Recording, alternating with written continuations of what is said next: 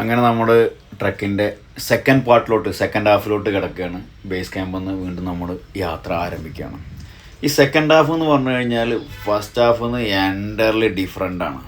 ആദ്യത്തെ ഒരു 10-11 കിലോമീറ്റർ നമ്മുടെ യാത്ര എന്ന് പറഞ്ഞു കഴിഞ്ഞാൽ മരങ്ങൾ നിറഞ്ഞിട്ടുള്ള വനപ്രദേശത്തിലൂടെ ആയിരുന്നു. എന്നാൽ ഇതൊരു പുൽമേടാണ്. അതിന്ന് എൻ്റർലി ഡിഫറെൻ്റ് ആയിട്ടുള്ളൊരു അനുഭവമാണ് നമുക്ക് കിട്ടാൻ പോകുന്നത്.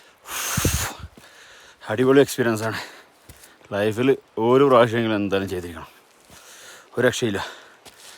ഞാൻ ഈ ട്രക്കിൻ്റെ ലീഡിൽ തന്നെ ട്രക്ക് ചെയ്യുന്നുണ്ടെന്ന് വെച്ച് കഴിഞ്ഞാൽ എനിക്ക് മാക്സിമം വീഡിയോസും ആളുകളൊന്നും ഇല്ലാതെ പ്രത്യേകിച്ച് ഒബ്സഷൻസൊന്നും ഇല്ലാതെ ഭയങ്കര ബ്യൂട്ടിഫുൾ ആയിട്ട് ക്യാപ്ചർ ചെയ്യാൻ വേണ്ടി സാധിക്കുന്നുണ്ട്. എൻ്റെ മുന്നിൽ വളരെ കുറഞ്ഞ ആളുകൾ മാത്രമേ എൻ്റെ മുന്നിൽ ട്രക്ക് ചെയ്യുന്നുള്ളൂ.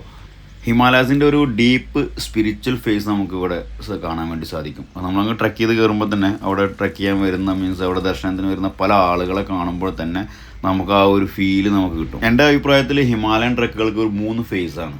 ഒന്നൊരു ഡീപ്പ് സ്പിരിച്വൽ ഫേസ് ഉണ്ട്, അതുപോലെ തന്നെ പ്രകൃതിയുടെ അതിമനോഹരമായിട്ടുള്ള ഒരു ഫേസ് ഉണ്ട്, അതുപോലെ തന്നെ നമ്മുടെ സാഹസികത അഡ്വഞ്ചർ നിറഞ്ഞ ഒരു ഫേസ്. ഈ 3 ഫേസ് നമുക്ക് ഒരുപോലെ കൊണ്ടുപോകാൻ കഴിയുന്നുണ്ടെങ്കിൽ ട്രക്കിനെ തന്നെ നമുക്ക് വേറൊരു ലെവലിലോട്ട് നമ്മുടെ യാത്ര നമുക്ക് മാറ്റാൻ വേണ്ടി സാധിക്കും. നമ്മുടെ ഗർവാൾ ഹിമാലയാസിൽ വരുന്ന ഈ ഒരു ട്രക്ക് മാക്സിമം നമ്മൾ ഗെയിൻ ചെയ്യുന്നത് ഒരു 11,800 ഫീറ്റ് നമ്മൾ ഈ ട്രക്കിൽ ഗെയിൻ ചെയ്യുന്നുണ്ട്. ഈ മനോഹരമായിട്ടുള്ള ലാൻഡ്സ്കേപ്പ് എൻജോയ് ചെയ്തിട്ട് നമ്മൾ ട്രക്ക് ചെയ്യുമ്പോൾ ഏറ്റവും കൂടുതൽ ശ്രദ്ധിക്കേണ്ടതെന്ന് വെച്ച് കഴിഞ്ഞാൽ നമ്മുടെ കാലം സ്ലിപ്പായി കഴിഞ്ഞാൽ ഫുള്ള് വാലി ടൈപ്പാണ്. ചിലപ്പോൾ സ്ലിപ്പായിട്ട് നേരെ താഴോട്ട് വരാൻ ചാൻസ് ഉണ്ട്. മാത്രമല്ല ആൾറെഡി ഒരു ട്രക്കിംഗ് റൂട്ട് ഉള്ളത് കൊണ്ട് തന്നെ അതിലെല്ലാം നല്ല കല്ല് പതിപ്പിച്ചിട്ടുണ്ട്, നല്ല കല്ല് വെട്ടി സെറ്റ് ചെയ്ത് വെച്ചിട്ടുണ്ട്. അപ്പോൾ നമ്മളങ്ങ് വീണ് കഴിഞ്ഞാൽ ചിലപ്പം അതിലൊക്കെ തലയിടിക്കാനൊക്കെ ചാൻസ് ഉണ്ട്. അപ്പോൾ ട്രക്ക് ചെയ്യുമ്പോൾ ആൾറെഡി റൂട്ട് ഉണ്ടെങ്കിൽ കൂടി നമ്മളൊന്നുകൂടെ ശ്രദ്ധിച്ച് കെയറോട് കൂടിയിട്ട് ട്രക്ക് ചെയ്യേണ്ട ഒരു ആവശ്യമുണ്ട്.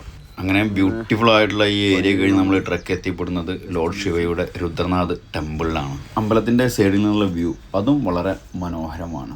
അതുപോലെ തന്നെ 6ഓളം കുണ്ടുകളുണ്ട് ഈ അമ്പലത്തിൻ്റെ ചുറ്റുഭാഗമായിട്ട്. ഹോളി പോൺസ് എന്നറിയപ്പെടുന്ന സീതാകുണ്ടും സരസ്വതി കുണ്ടും ഒക്കെ ഇതിനകത്ത് ഉൾപ്പെടും. അമ്പലത്തിനോട് ചേർന്ന് തന്നെ ഗവൺമെൻറ്റിൻ്റെയും അതുപോലെ തന്നെ പ്രൈവറ്റ് ട്രാവൽ ട്രക്കിംഗ് കമ്പനീസിൻ്റെയൊക്കെ ഒരുപാട് അക്കോമഡേഷനും സൗകര്യങ്ങളൊക്കെ ഇവിടെ ഉണ്ട്.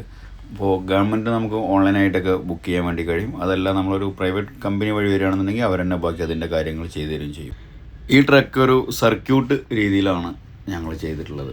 അപ്പോൾ ഇതിൻ്റെ ഡിസെൻഡിങ്ങുമായി ബന്ധപ്പെട്ട ഡീറ്റെയിൽസ് അടങ്ങുന്ന വീഡിയോ ഉടൻ തന്നെ പോസ്റ്റ് ചെയ്യുന്നതാണ്.